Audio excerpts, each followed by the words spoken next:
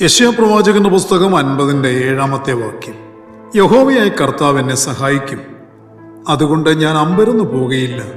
അതുകൊണ്ട് ഞാൻ എൻ്റെ മുഖം തീക്കല്ല് പോലെ ആക്കിയിരിക്കുന്നു, ഞാൻ ലജ്ജിച്ചു പോകുകയില്ല എന്ന് ഞാൻ അറിയുന്നു. ജീവ വചനത്തിൻ്റെ പ്രഭാത ധ്യാന ചിന്തയിലേക്ക് എല്ലാ പ്രിയപ്പെട്ടവരെയും സ്വാഗതം ചെയ്യുന്നു.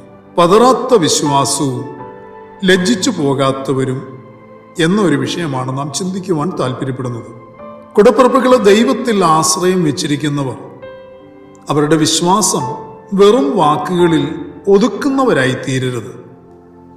ആശ്രയം ദൈവത്തിലാണെന്ന് പറയുകയും മറ്റു പലതിലും ആശ്രയിക്കുന്നുവെങ്കിൽ ഒരിക്കലും ദൈവത്തിന് സഹായിപ്പാൻ കഴിയുകയില്ല.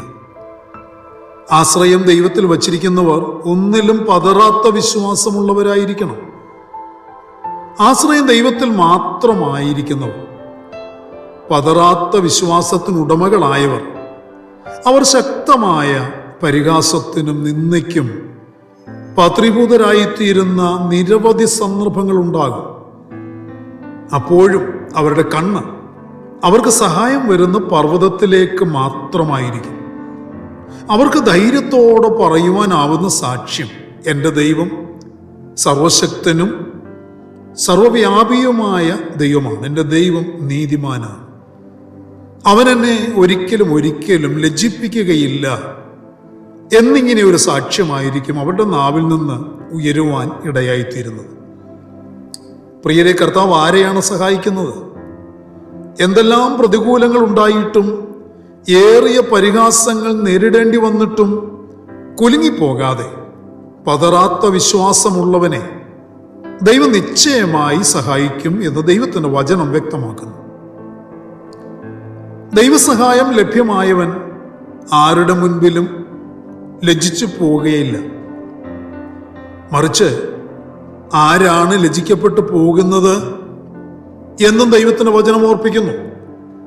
സ്വന്തം മോഹങ്ങളെ അനുസരിച്ച് നടക്കുന്ന പരിഹാസികളും ഭക്തികെട്ട മനുഷ്യരുമായവർ, അവർ തങ്ങളുടെ ജീവിതത്തിൽ എപ്പോഴും എന്നും ലജ്ജിക്കപ്പെട്ടു പോകുവാനിടയാകും.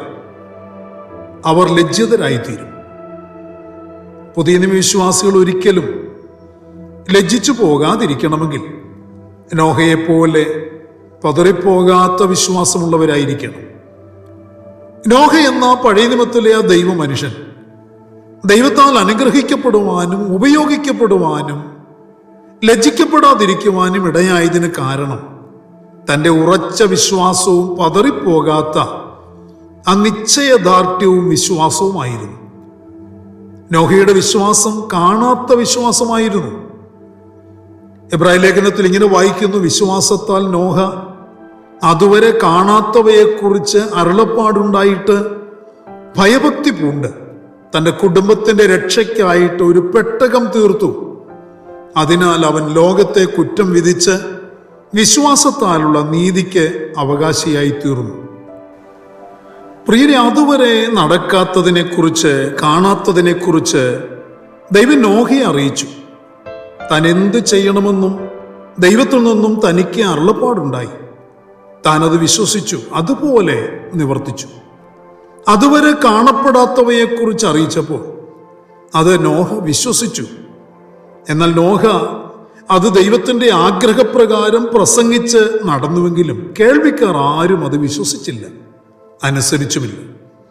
കാണാതെ വിശ്വസിച്ചവർ ഭാഗ്യവാന്മാർ എന്ന് യോഹന്നാന്റെ സുവിശേഷത്തിൽ നമുക്ക് വായിക്കുവാൻ കഴിയുന്നുണ്ടല്ലോ.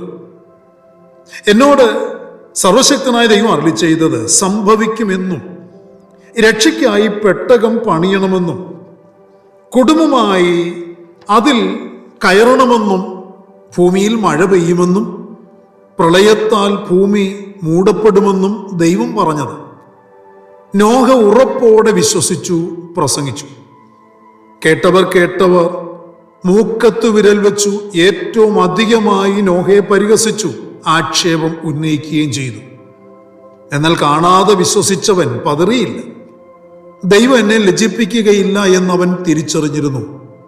ദൈവം തന്നോട് കൂടെയുണ്ടെന്ന് അവൻ തിരിച്ചറിഞ്ഞിരുന്നു. ഞാൻ ദൈവത്താൽ നയിക്കപ്പെടുന്നു, ദൈവത്താൽ നടത്തപ്പെടുന്നു എന്ന് നോഹ ഉറച്ചു വിശ്വസിച്ചിരുന്നു. ദൈവം എന്നെ സഹായിക്കും എന്ന് താൻ ഉറച്ച് വിശ്വസിക്കുകയും പ്രഖ്യാപിക്കുകയും ചെയ്തു.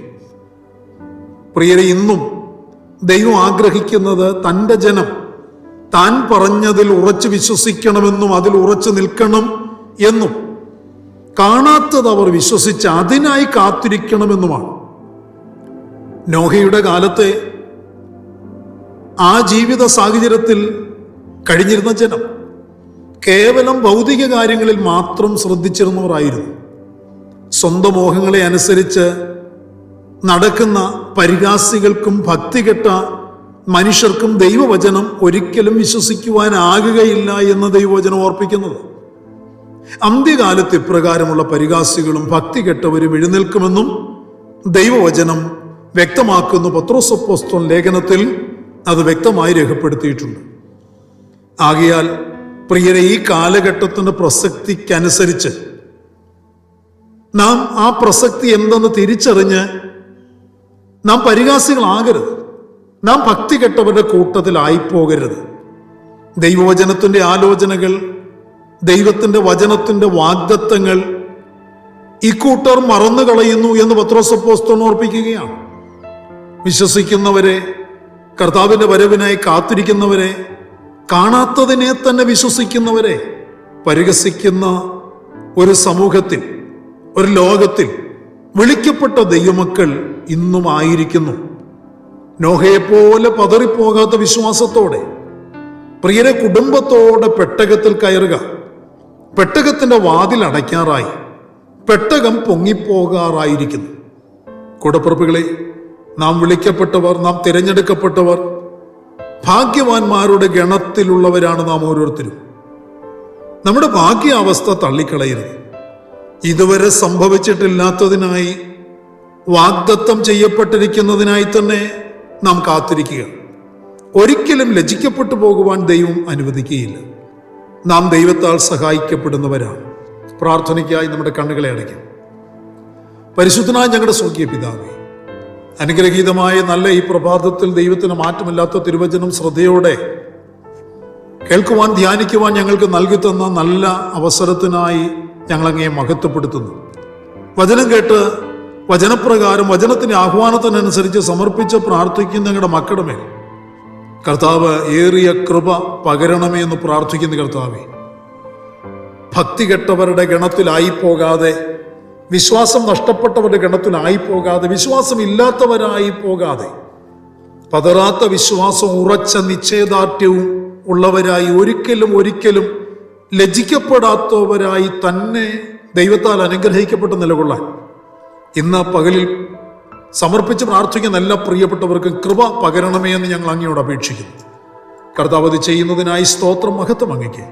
സകലത ഞങ്ങൾക്ക് വേണ്ടി ജീവൻ തന്ന യേശു കർത്താവിന്റെ ധന്യമായ നാമത്തിൽ താഴ്മയോട് അപേക്ഷിക്കുന്ന അപ്പ ദയതോന്നി കേൾക്കുമാറാകണമേ. ആമേൻ. പ്രിയരെ, വചനങ്ങളാൽ കർത്താവ് എല്ലാവരെയും അനുഗ്രഹിക്കട്ടെ. കർത്താവിന്റെ വരവിനോട് നമുക്ക് ഒരുങ്ങി കാത്തിരിക്കാം. മാറാനാഥ.